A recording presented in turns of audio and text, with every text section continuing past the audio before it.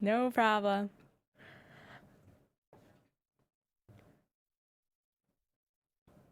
Hey AfterBuzzers! Tonight we're talking Supergirl Season 3, Episode 4, The Faithful. Stay tuned. You're tuning into the destination for TV superfan discussion, AfterBuzz TV.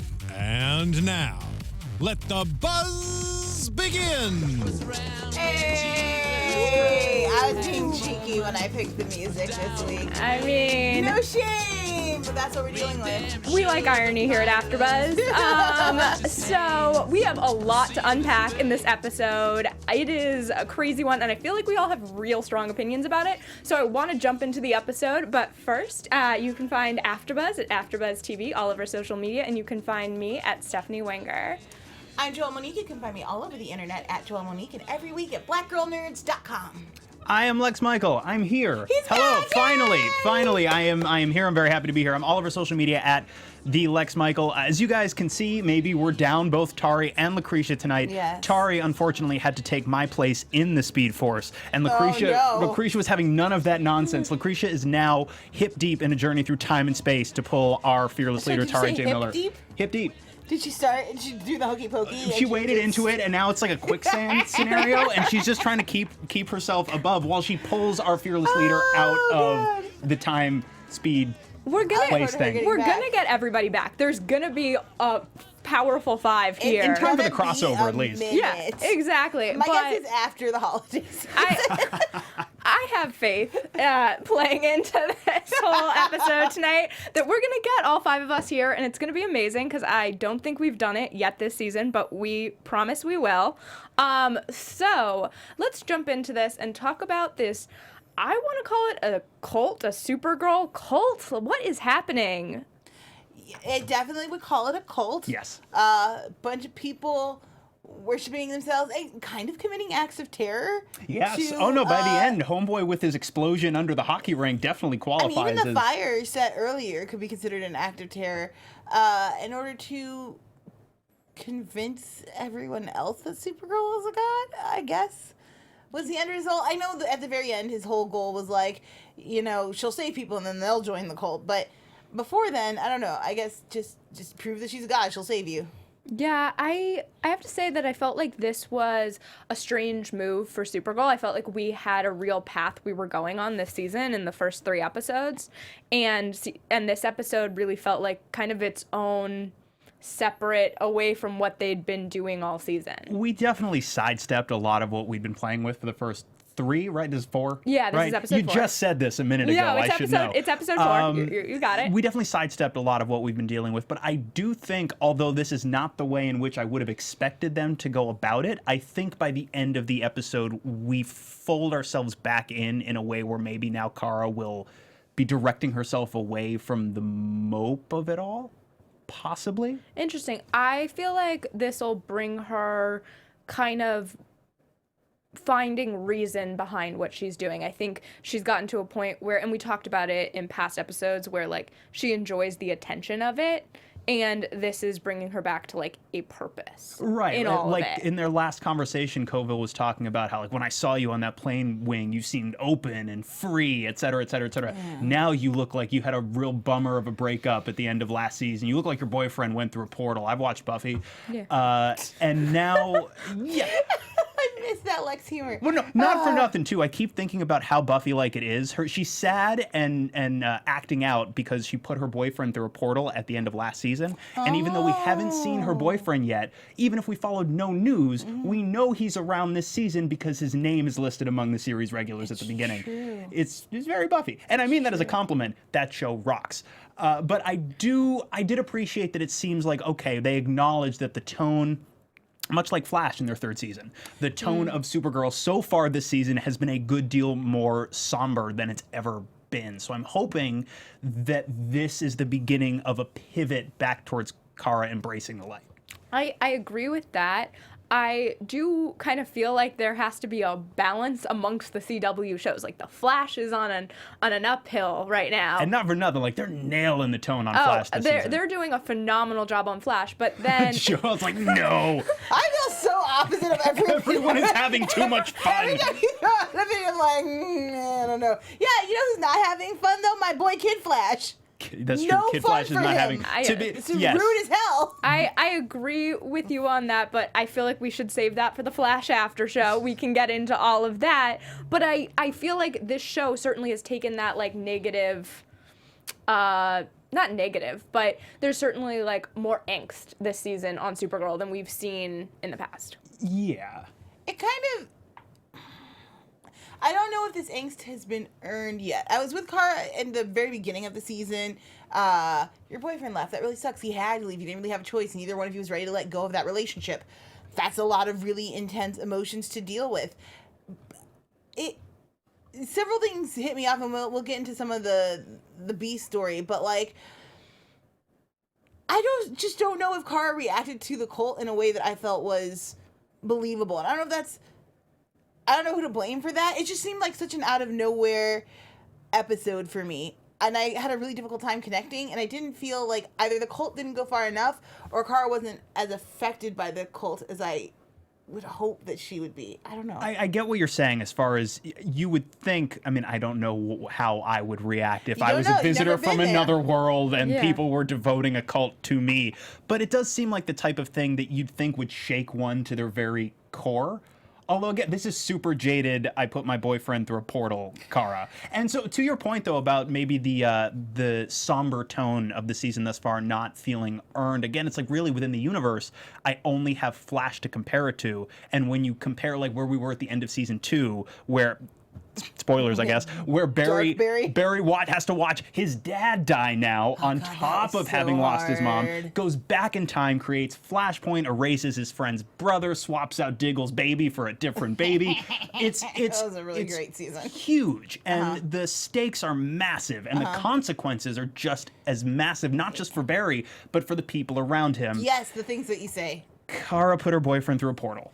And I get it. I haven't put anybody through a portal, but I've been through, as I'm sure we all have, breakups that totally rock our world for the foreseeable future. But it does seem like the show as a whole, and I guess because Kara is your POV character to an extent, if Kara goes a little darker, the rest of the show goes a little darker. But again, brings me back to I'm really hoping that this is her point where she pivots away from that. Right. I hope that this kind of episode that felt a little out of sequence, for lack of a better description, really brings about that change and we get a little bit of lighthearted Kara back, or at least soul-searching Kara. Like, I feel like for a while she's kind of just been at one level, if you will, and this, I hope she kind of is able to figure out who she is, maybe outside of her boyfriend. Chat, first of all, you guys are killing it tonight, just murdering it. Ivan Soto says, it was the love of her life! And yeah, okay, I get it, dude. Like, and again, that part of it made sense to me. Episodes like 1, 2, 3, like, I was like, yeah, totally, like, you're depressed and it's upsetting. Like, I'm making light of it, but it does track. Yes, that part is earned. It's the rest of the mopey stuff, like, I understood, like, wanting to just not be Supergirl anymore and being like, I don't know where I am in the part, but then like the trip into this is so weird. And at some point, even though she's still healing, like it would be cool to either see her get better or see her do things to detrimentally get worse. But we're just seeing the same kind of upsetness, and it's just like, let's move on with this story is where I'm at. Someone else, Jared Scroggin, I hope I said your name right. They were making Kara out to be a god. But Kara was thinking she was better than humans, which we saw a lot last season. So maybe now she'll come back down to Earth because she realizes, I'm not a god. We saw the cut. That's actually a really good point. That kind of makes me like this episode just a little bit more.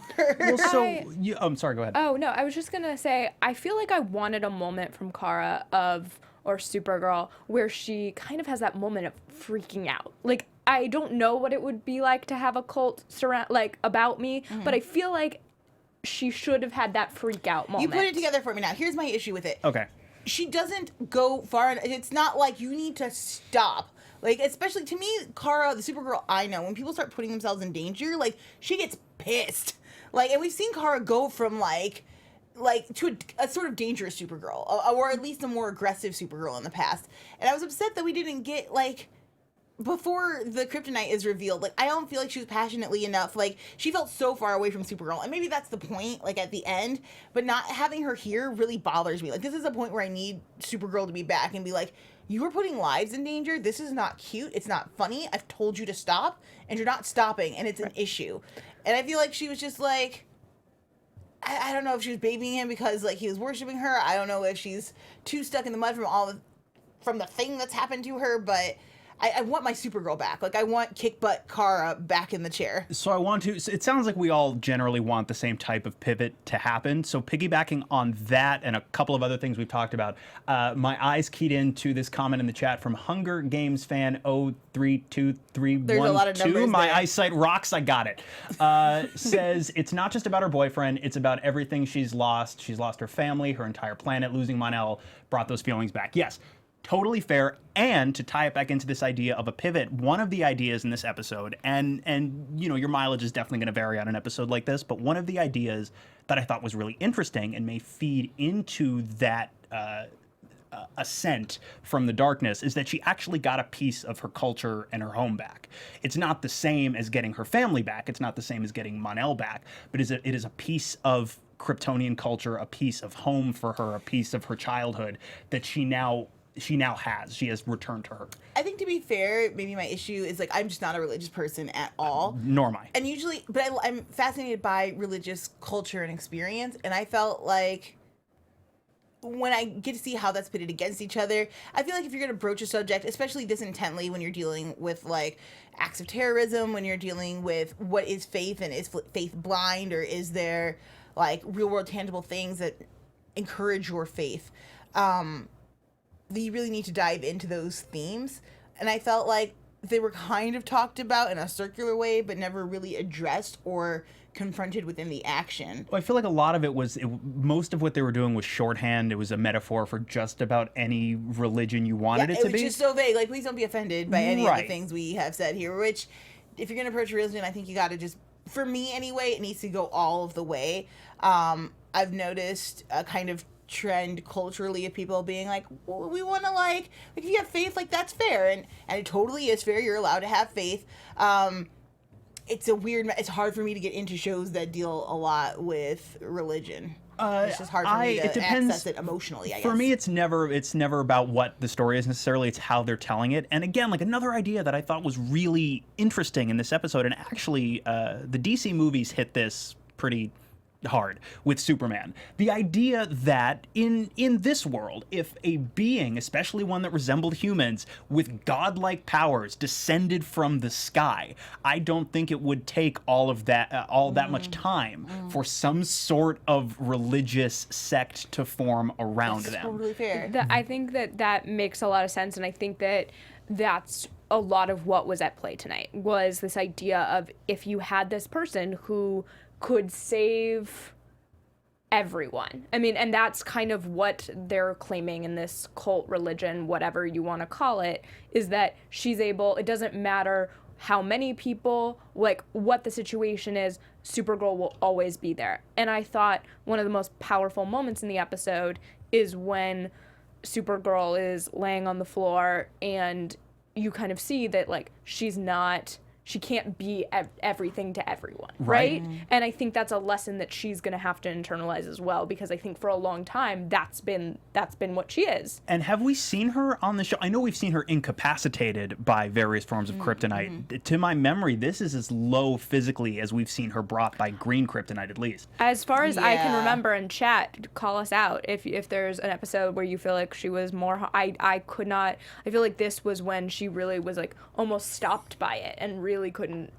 Yeah, know. sorry. Yes, somebody said their favorite part was the pure imagination part, and it made me snicker because it was also my favorite part, because why is that song here? Right, and we don't worry, we're gonna get there actually, but I want to talk a little. Well, actually, let's jump into that. I was confused by that one. Woof. So I thought the little very pretty singing voice on that little girl.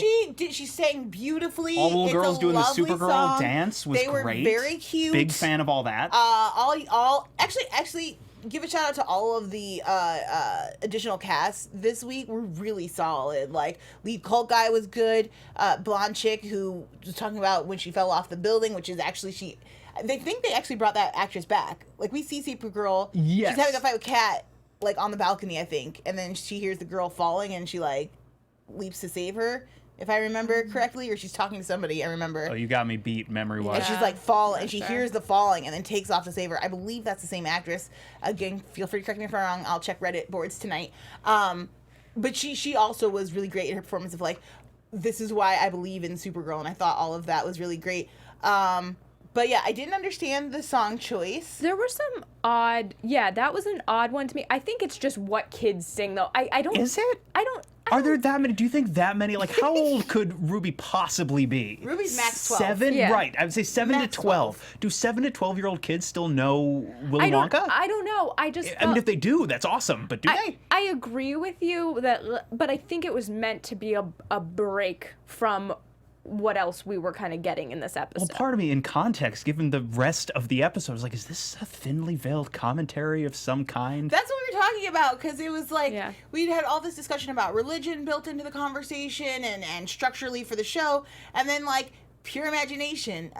What are we saying in this moment? And I think maybe it was for Alex, and, like, this is the most childlike wonder song kind of moment maybe that they got, but it didn't, in the scheme of the rest of the show, it did not work. Well, I think that's exactly it. I think that to get that B storyline, which we will talk about in a second or two, they needed a song that brought about that childhood emotion. And maybe it was not the best song choice, and I agree it was a little out of left field for me.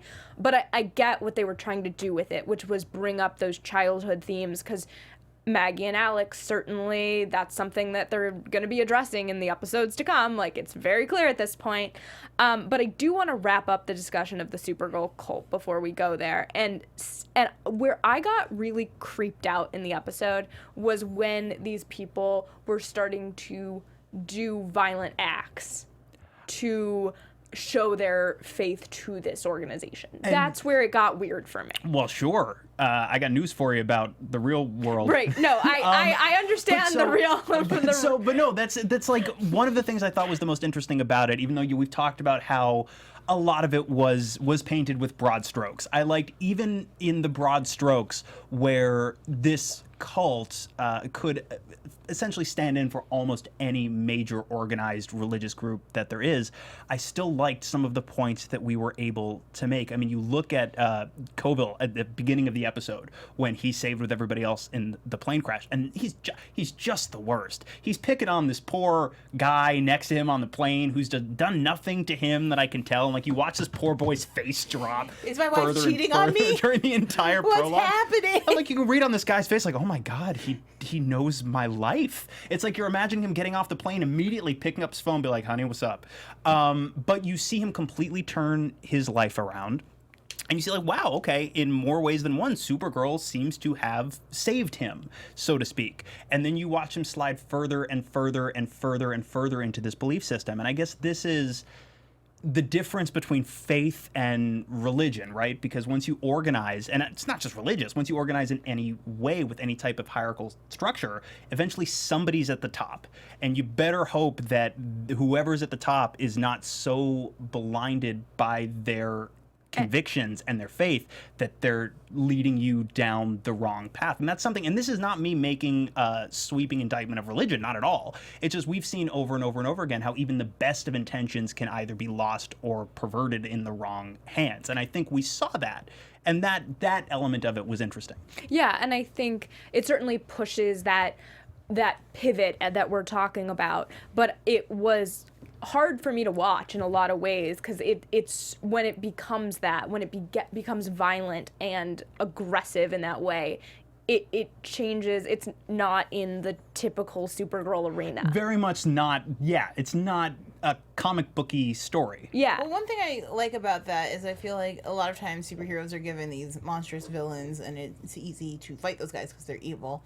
And I like the nuance with which she was able to handle a human being who, for all intents and purposes, believes he's trying to do better good, greater good. But as you said, was kind of had his ideas perverted and misguided. And so I think that's. I would like to see Supergirl fight more villains or baddies like that aren't trying to hurt anybody or aren't trying to be terrible people, but just bring more nuance. That. Yeah, absolutely. I mean, in a world where Supergirl, the show, is doing the best take on the entire Superman mythos probably since the original Reeves-Donner movie, Superman in the comics, and a lot of people throw flack at the character. They say, oh, he's boring, he just punches everything. And I agree. If all Superman does is punch his way out of problems, you're right. That's super boring because he can punch really hard. Yeah. It's not a competition. And Superman is sometimes reads as boring because he's an incredibly difficult character to write well for exactly, Joel, the reasons you're describing. He is at his best, and Supergirl, I think, is at her best. Not when she's punching stuff, though, of course, it's fun to watch her hit white Martians and whatnot. But when she is actually inspiring people, when she is combating ideas, when she is grappling with the duality of her Kryptonian heritage and her life as a human being, all of that stuff. So there's so much gold to mine there, and I think they do a pretty good job on this show. But I agree with you. You see an episode like this, and even if it's not your favorite or my favorite or anyone's, I want to see them tap that well a little bit more. I also think that we've talked about it time and time again on the show, that the writers of this show deserve so much credit for going on these social issues. And we're continually seeing week after week them talking about issues that matter in a comic book show. And I think that that's a really commendable thing that a lot of other shows are not doing right now, is they're going after these topics, and it's, we're talking about it in a fun and, like in Supergirl universe, but they really do have a lot of implications in real world situations. And it's real gutsy, right? Like last week there was a lot of really interesting thematic character story material as well. But like what I'm thinking about right now is we went from an episode in which the climax was a bunch of Martians flying around and hitting each other, and the very next week, without really missing a step, even though we did take a slight detour, we're doing this incredibly pointed take on the idea of religion and how the line between religion and cult can sometimes get blurred. That's gutsy. Yeah. It still didn't do it for you. But I just don't think we tackled the issue hard enough, and I don't think here's the thing. To summarize, I wish they had tackled a question harder. You just pick one. Like religion, there's so many different things to talk about, a lot of different structures and decisions made in participating in a religion. And I feel like no difficult questions were asked or answered, and so I had a hard time. I feel like we got there. I feel like Lex broke it down for me, so I was like, okay, I get where this episode fits in the larger scheme of things. But I just think they played it a little too safe. They go really hard for those like feminist moments. They go really hard on race issues occasionally. I wish they had gone a little bit harder on religion, but that's okay. I want to talk about lesbians. I was just about to say that's a perfect transition. Real quick, before we hit the lesbians, because there's a whole bunch in this the direction. Lesbian transition. Yeah. Sorry. No, because there's a lot of like really truly beautiful moving stuff in that direction, but I wanted to hit two moments before I forget to in this episode that really got me. One was the story the girl did tell Supergirl about catching her when she fell off the ledge, and how she felt truly saved, and she felt like all of a sudden she mattered. And it reminded me very much of the page, one of the most iconic pages, it became a meme at a certain point, from Grant Morrison's All-Star Superman, where he appears behind a young person who's standing on a ledge about to jump and take their own life. And he essentially, I'm heavily paraphrasing, but essentially says, "You're not alone. I see you. I'm here for you." Maybe that's where I remember it from, because he's definitely on Earth. He's talking to Lois. Yes, Superman, before he goes to save this girl, is talking to Lois, and is like, she's like, you should, like, we don't spend enough time together, and I need to see more of you, essentially. I'm paraphrasing. And he's like, yes, I have to go. Hang on. I have to go. And she's like, where are you? No. I have to go get ice. I have to go save this girl. Maybe that's where I remember. I know this moment happens before someone jumps. Anyway, But that I have to digress. assume was an intentional nod to that page. But not for nothing, All-Star Superman is one of, for my money, So the great, good. not just Superman books ever written, but one of the greatest comic stories of all time. You will cry at least once. The other scene that I really, really liked in this episode was the scene between Kara and Jimmy, where Jimmy tells her the story of the first time he met Superman. Jimmy! Yeah. A wonderful scene, and like Makad Brooks is so dang good in this role and has been since the pilot, and I hope they give him more to do this year. I just get every scene with him is so great, and they like, I know that there's like, who's she gonna date, blah blah blah, but such good acting chemistry between the two of them, and it's so fun anytime they have a scene together. Really great scene partners. So I want more from that as well. But before we get into Maggie and Alex's whole situation, please go on and rate, comment, let us know what you're thinking. Oh, there's a YouTube. new comment. There's a review. Who's got internet? Crap. Let's see if we can pull it up. YouTube, SoundCloud, iTunes. We look at them all. We want to hear from you. What are I know you? if you're out, if you can't access the American iTunes store to leave a review, right? You could still screen cap it and send it, That- and we'll get it, and we can still read it. Exactly. And also tweet at us. We're great about that as well. So good. There's so many ways to reach out. We want to hear from you. And let us know what you thought about this episode. It's certainly different from a lot of other ones that Supergirl has done in the past. So we're So, I don't know. Like, let me know what you're thinking. I feel like the chat has been into it. So thank you also for watching us live and chatting with us. You're great. So let's jump into, if we find that review, we'll get there. But let's jump into Maggie and Alex. And this, I feel like this has been the B storyline that has been playing out all season. Maggie does not want children, and Alex clearly does. And this is going to come to a huge head. so I haven't been here all season so far, and Right. this has been a B story that we've been tracking since the premiere. Yeah. How do you guys feel about this B story? I think it's a really realistic. I know how Joelle feels about this. Joelle is shaking her head vehemently no.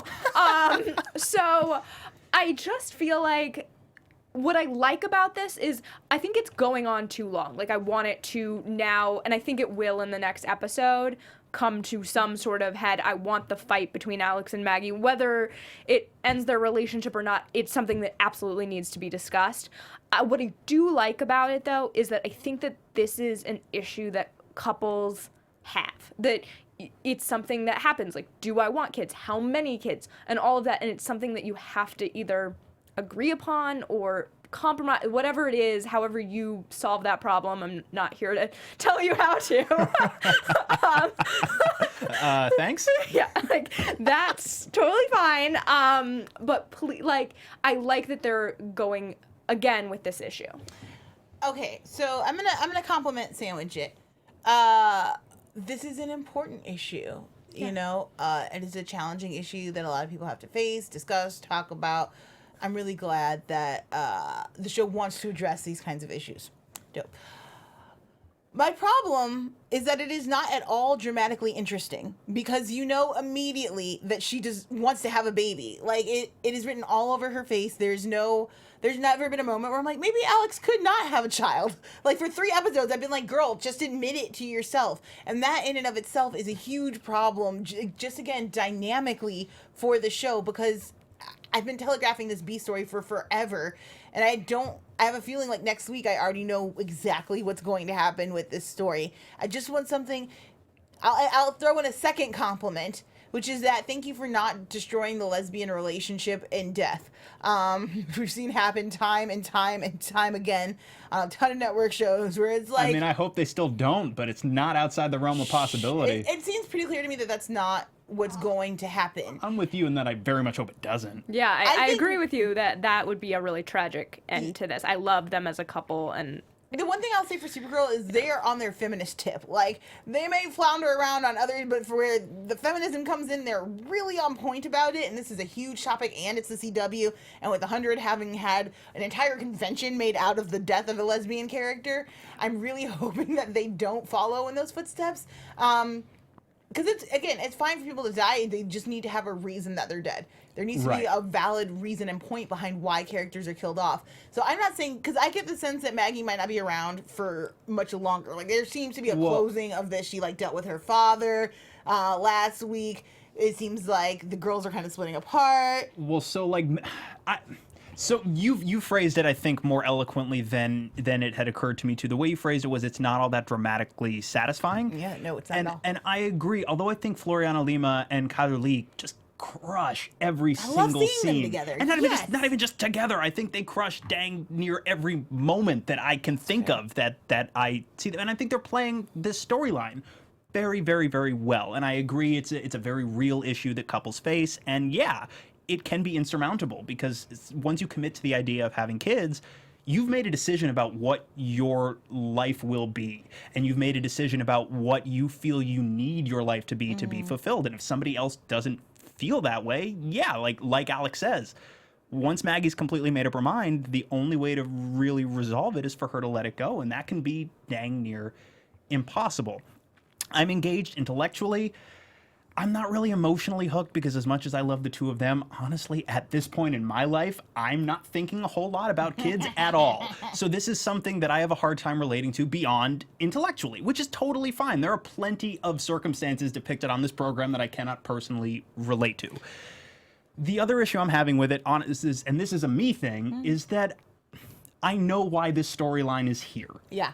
Because I read the news. dailies. You know, things. So I don't want to spoil anything that I think we can all see coming if we read these stories. But like, if everybody wants to like cover their ears for 3 seconds, can you play the spoiler alarm? Spoiler alert! Do we know where that is? Spoiler alert! Ready? If you really don't want this news that's been out there for, there we go. Spoiler alert. If you don't want this news that's been out for months and months and months spoiled for you, cover your ears for like 7 seconds in 3, 2, 1. Okay, so we know that Floriana Lima is leaving the show. Yes. We knew this going in. Yeah. And so this is not the fault of the writing. This is the fault of, like, news just comes out and and then you watch the show knowing that they're building towards the exit of a character. But you blame the writing just a little bit, because even if you don't, like, the writing is on the wall, like, within the show. Like, it's all happening so clean.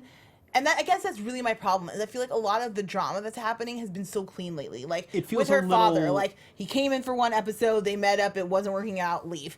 It would have been, much, again, just dramatically more interesting if I'll try and make it work, and then he leaves at the wedding. My God, what's happening? How traumatic for you. Right. It's much more interesting if Alex continues to try to push children on Maggie, even knowing that she's not going to change her mind, trying different ways to maybe try to open her up to the possibilities, because she doesn't want to end this relationship.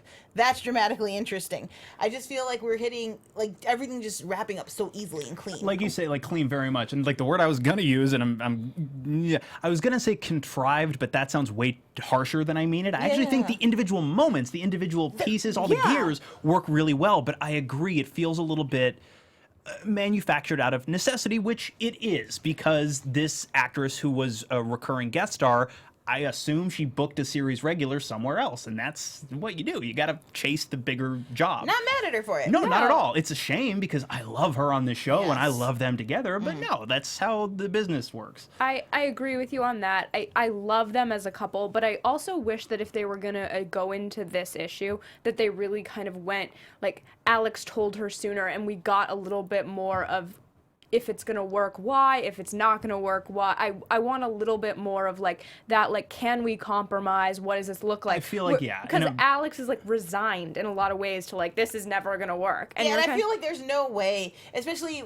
with the amount of, like, love that she's professing for her, which is kind of what I liked her breakdown at the end, because what a challenging place to be in, to be like, I love you, I don't want to let you go, but I can't see my life without children, which is why I wish 3 episodes ago we would have started, like, what about adopting older teenagers? Like, what if we mentored children on the weekends? Like, what if, like, I wish there had been some back and forth about how they might live their lives together and compromise on having children. Because I think that there's a way to have a balance, but they're kind of already decided. Like, Alex has decided for herself this isn't going to work. But before we run out of time, I do want to talk about the big reveal at the end of the episode. It was teased all day on social media today. Like, it really was. I feel like I knew this reveal long before it was happening. But so Sam, of course, you see her kind of imagine that she is going to be Rain, and then you see it actually be. And then, like, this Dementor shows up in her bathroom. And, like, not for nothing, of course this chick is going to turn into a scary person. Everybody keeps talking to her so creepy. Yeah.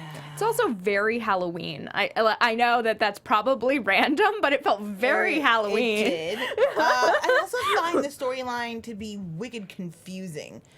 I just need more, because the random, as you say, the random people coming in who are kind of engaging with her, being like, you are powerful. Like, I want to kind of know more, and maybe if I was better with the comic books, I would know more. I don't think you should need to be better with the comic books in order to follow here. Like, I feel like if you're a fan of the comic books, like, Easter eggs are always great. Like, little, like, nods to you that the audience doesn't necessarily need to be in on is totally fine. But the fact that, like I'm not very familiar with Rain, the character. You know, you're not caught up on all the comics. Like, it's confusing for us as viewers, and I think that's highly problematic. I'm excited about the character. I do think that they're setting her up to be potentially the most evil because, again, as we talked about earlier, normal person trying to do the right thing who has no control over her situation at this point from what we can tell about the character. So I like the idea of, like, how is Supergirl going to battle an all-powerful being, which it looks like she might be. We know she's super strong when she needs to be. And not hurt someone who is friends with her best friend, and now she's become like an auntie to her child. Like, that's going to be really cool and messy and dramatically interesting, which I'm excited about. Hang on, taking bets now, and I guess we're not going to know. We're not going to know for what this was 4, so like 18 weeks plus however long the hiatus is. Mm-hmm. Do we take bets now on whether or not they're going to do, like, if Rain is going to be like her doomsday? You gotta imagine that it is. Like, are we taking bets now? I'm gonna bet at least part of the city is destroyed. But, like, what are the odds that season 3 ends with, like, quote unquote the death of Supergirl? That's what I mean. No, of course, not a permanent. It's a comic book show, and it's a universe within these interconnected shows where death is basically a revolving door. Right. But I think they're gonna push towards that. I don't know that we're actually gonna get that. That would be really interesting. Yeah. A defeated Supergirl, because we've seen a down Supergirl, and then never defeated Supergirl. Having to come back from that. I mean, I know we talked about the Flash comparison earlier, but that's certainly. I wouldn't mind seeing the team without Supergirl for, like, an episode or two. Be like going back to Buffy or Flash. I was going straight back to Buffy at the end of season 5, beginning of season 6. When are you getting a Buffy podcast? When do you want to do one, Joelle? I'm going to introduce you to Danielle later. But I digress. I'm excited by Rain. First of all, grand makeup. The show's been doing some really cool stuff with makeups. Yeah. They decided to take Martian Manhunter into the real world. At the actor's request, he was like, I can do it, trust me. And he can do it, and it does look good. But hers was really good. It's a lot of little, like, stippling, what am I thinking of? What is the thing when you fill the thing in and it's Sudoku? No, like if you were, like, spray painting and it's graffiti? I don't know. A stencil? Yes! We got there. It's so late. Stenciling. It just looked like a lot of work, and it was clean and it looked amazing. I also think the actress, and forgive me, it's Odette, right? Yeah, I believe. So Odette does a phenomenal job. She's really doing. It's a complex character, as we talked about. It's not totally clear, but she's bringing it every week, and I really appreciate that. With that, I think we should jump into predictions. Okay. Predictions. And now they don't say, and now you're AfterBuzz TV anymore. Flashing lights. Okay, we did it. Got to shave those seconds. I feel like I just gave like 3, didn't I? You did. You did. But I think what I'm really excited about is hopefully that this episode is the pivot that we're looking for, and that we start to see Supergirl kind of build herself back up. I'm hoping that this, like, kind of as we build to the mid-season finale, that we're seeing her kind of get her, I hate this term, mojo back, though. Yeah. I Sure. want to say thank you to Jared and Helena Needs Hugs for getting stencils as well. You guys are really awesome. I want to ask you guys, bets. Okay, so we know that next week is going to be Maggie's last week. Do we know that? Yeah, we're pretty confident. So, death or leaving? Okay, so as much as I do not want them to kill her off for a number of reasons, how the heck are they going to resolve everything that they need to resolve with the two of them in one more episode? I don't know. I think leaving brokenhearted. That's my prediction. I assume that was inevitable, but I feel like that's still a lot of ground to cover But in I 42 think- minutes, where it's probably still going to be the B plot at most. Right. I don't know. I think that's where I don't think they're going to kill her off. I think it's going to be more of this, like, the relationship. She's, like, upset. It's going to be that. I don't feel like there's much ground to cover. Maybe that's why they didn't make it as great, because it really comes down to this. Here's how I picture it. Maggie sees Alex staring at a child and goes, "You can't do this. You want to, but you can't." And then she leaves, and that leaves guest starring opportunities later in her future. Interesting. Yeah. That would be the best case scenario, I think, is 'cause like then write it's her still out in a love. way, right, where she can come back, and like Alex will be in her next like good relationship, and he'll come back and just shake everything Dun, up. dun, dun! Yeah, hit us up in like season 6. Like, whoa, my God, Maggie's back. She'll be like Riley, only Yeah. not the worst. Yeah. Also, she's bi, so quotes and predictions. Does she go with a male next or a female next? Aren't there rumors about possibly a bit of a love connection with Sarah Lance during the crossover? Oh my God. Yeah, you didn't realize you needed that, did you? I was going to say, may have needed to do a spoiler alert on that. I had read that, but... Rumors, Spoiler? unsubstantiated. I wasn't there. All right. Well, I think that with that bombshell... I mean, look, but the last thing that was like, I'm very much with you in that, like, season 3 of The Flash seemed to bum a lot of people out as far as the tone being so relatively somber and mopey.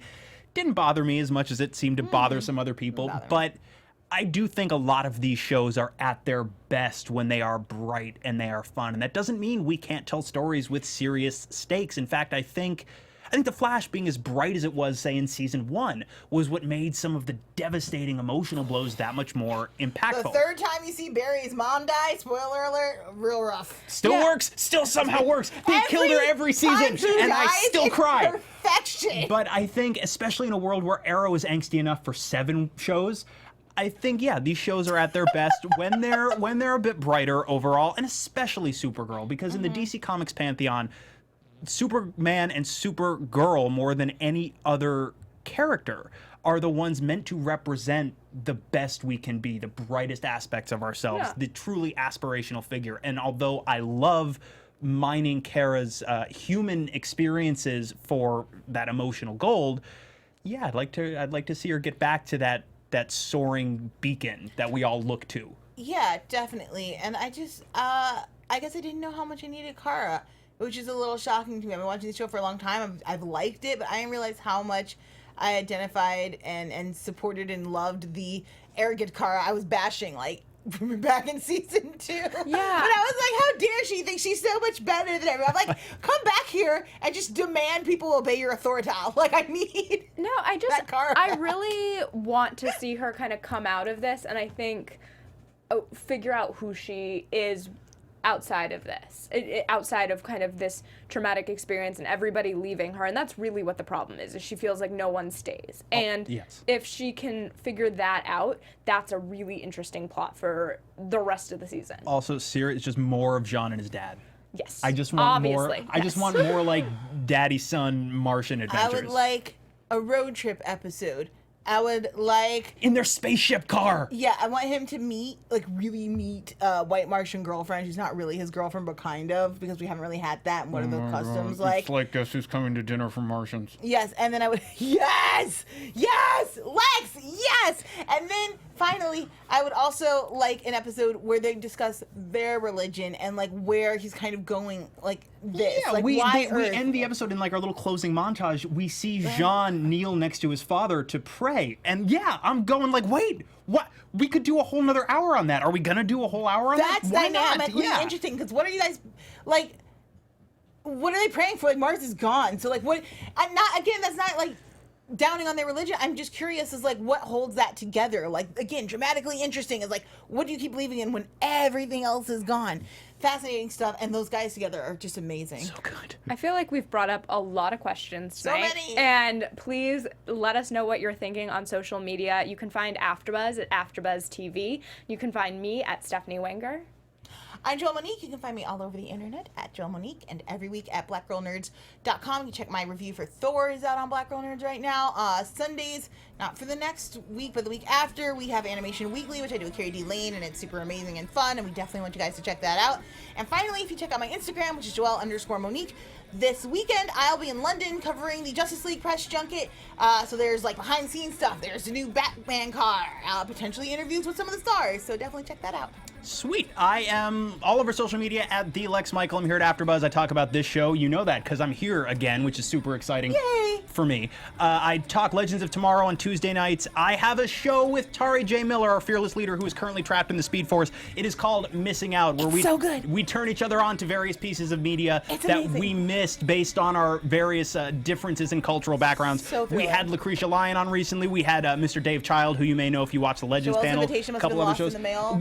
We're planning on getting both of these ladies on if we can afford their quote. We're working things out. But check that show out. We are at Missing Outcast on Twitter, and we're wherever you can find your podcasts. We're on the iTunes. We're on the Stitcher. We're on the Google Play thing. Check us out. Mwah. And fingers crossed, we'll all be back next week. But thank you so much for won't. tuning in and hanging out with us this week. So see you all soon. Bye! From executive producers Maria Menounos, Kevin Undergaro, Phil Svitek, and the entire AfterBuzz TV staff, we would like to thank you for listening to the AfterBuzz TV network. To watch or listen to other after shows and post comments or questions, be sure to visit AfterBuzzTV.com. I'm Sir Richard Wentworth, and this has been a presentation of AfterBuzz TV. Hail Satan! But seriously, who's Kryptonian Satan? The views expressed herein are those of the hosts only and do not necessarily reflect the views of AfterBuzz TV or its owners or principals.